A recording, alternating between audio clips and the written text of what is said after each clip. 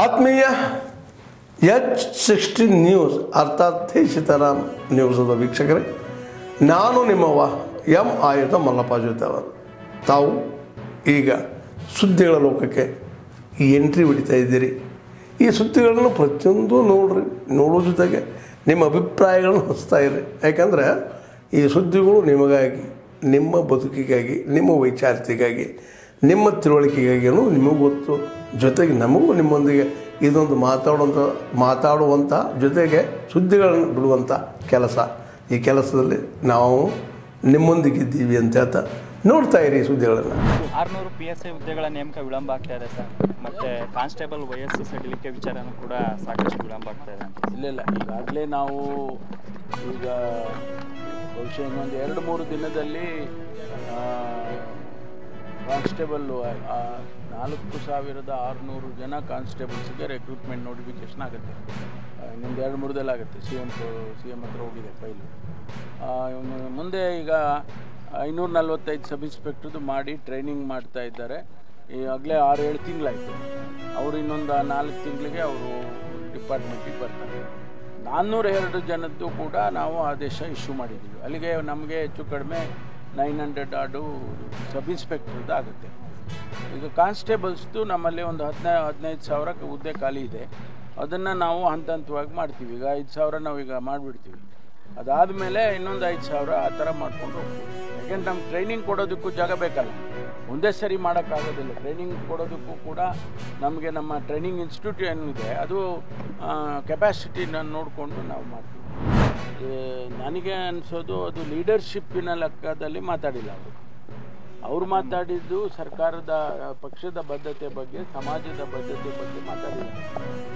ಸ್ವಾಭಾವಿಕವಾಗಿ ಸತೀಶ್ ಜಾರಕಿಹೊಳಿ ಅವರು ಹಿಂದೆ ಅಹಿಂದ ವರ್ಗದ ಆರ್ಗನೈಸೇಷನಲ್ಲಿ ಇನ್ವಾಲ್ವ್ ಆಗಿದ್ದರಿಂದ ಅವರಿಗೆ ಆ ಬದ್ಧತೆ ಇದೆ ಅನ್ನೋ ಮಾತನ್ನು ಹೇಳಿದ್ದಾರೆ. ತಪ್ಪೇನಿಲ್ಲ. Thank you. ಮತ್ತೆ ಸಿಎಂ ಕ್ಲೈಮ್ ಮಾಡ್ತೀನಿ ಅಂತ ಹೇಳಿದ್ದಾರೆ ಸರ್. ಸಿಎಂ ಸ್ಥಾನದ ವಿಚಾರಕ್ಕೆ ಸಾಕಷ್ಟು ವಿಶ್ಲೇಷಣೆಗಳು ಬರ್ತಾ ಇದೆ ಸರ್.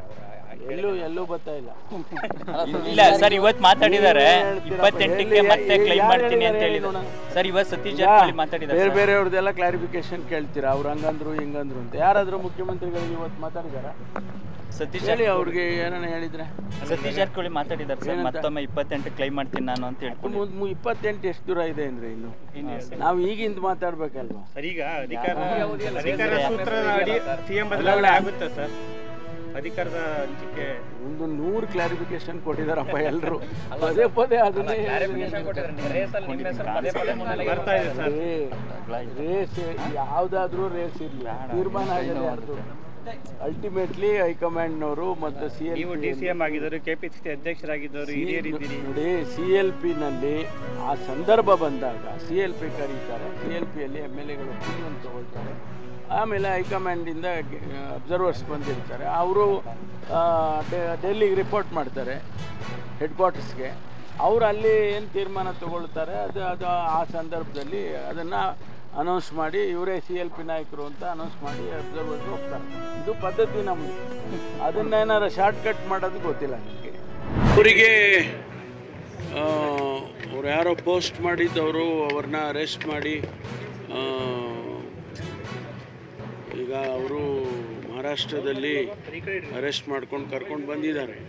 ಅವ್ರ ಮೇಲೆ ಏನು ಕ್ರಮ ತಗೋಬೇಕು ಕಾನೂನು ಪ್ರಕಾರ ಕ್ರಮ ತಗೊಳ್ತಾರೆ. ಮತ್ತು ಅವರಿಗೆ ಎಲ್ಲ ರೀತಿಯ ಭದ್ರತೆಯ ವ್ಯವಸ್ಥೆಯನ್ನು ಕೂಡ ಮಾಡಿದ್ದೇವೆ.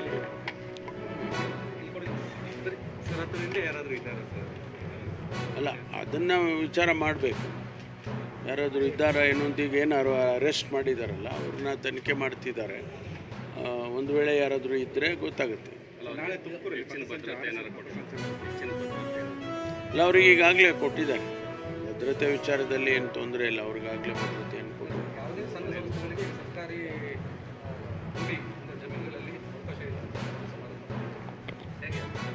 ಅಲ್ಲ, ಈ ಖಾಸಗಿಯಾಗಿ ಯಾರಾದರೂ ಕಾರ್ಯಕ್ರಮ ಮಾಡಬೇಕಾದ್ರೆ ಮತ್ತು ಧಾರ್ಮಿಕ ಕಾರ್ಯಕ್ರಮಗಳು ಆ ಜಾಗದಲ್ಲಿ ಸರ್ಕಾರಿ ಸ್ಥಳಗಳಲ್ಲಿ ಮಾಡಬೇಕಾದ್ರೆ ಅದನ್ನು ನಿಷೇಧ ಮಾಡಿ ಅಂದರೆ ಅಥವಾ ಪರ್ಮಿಷನ್ ತಗೊಳ್ಳಿ ಅಂತೇಳಿ ಹಿಂದೆ 2013ರಲ್ಲೇ ಆದೇಶ ಮಾಡಿದ್ದಾರೆ. ಅವತ್ತು ಜಗದೀಶ್ ಶೆಟ್ಟರು ಮುಖ್ಯಮಂತ್ರಿಗಳಾಗಿದ್ದಂಥ ಸಂದರ್ಭದಲ್ಲಿ ಅವರೇ ಆದೇಶ ಮಾಡಿದ್ದಾರೆ. ಇತ್ತೀಚೆಗೆ ನಾವು ಅದನ್ನೇನು ಎನ್ಫೋರ್ಸ್ ಮಾಡೋಕ್ಕೆ ನಮ್ಮ ಸರ್ಕಾರ ಬಂದ ಮೇಲೆ ಎನ್ಫೋರ್ಸ್ ಮಾಡಿ ಅದೆಲ್ಲ ಮಾಡೋಕ್ಕೆ ಹೋಗಿರಲಿಲ್ಲ.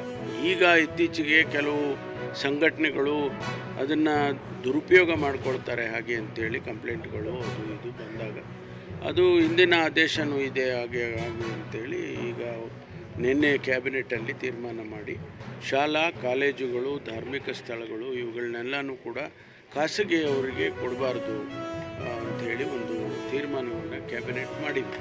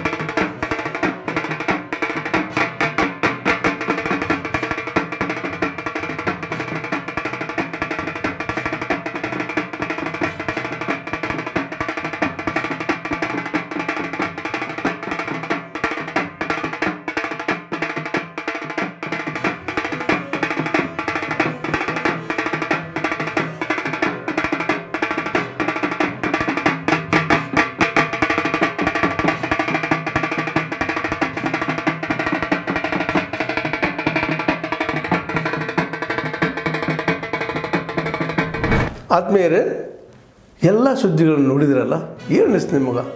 ಇದರಲ್ಲೇ ನಿಮ್ಗೆ ಲೈಕ್ ಆಗಿರ್ಬೋದು, ಡಿಸ್ಲೈಕು ಆಗಿರ್ಬೋದು, ಕಾಮೆಂಟ್ ಬೇಡಪ್ಪ ಅಂತೂ ಅನಿಸಿರ್ಬೋದು, ಕಾಮೆಂಟ್ ಮಾಡಬೇಕಪ್ಪ ಅನಿಸಿರ್ಬೋದು, ಶೇರ್ ಮಾಡಬಾರ್ದಪ್ಪ ಅನಿಸಿರ್ಬೋದು, ಅದು ಮಾಡಬೇಕು ಅನಿಸಿರ್ಬೋದು.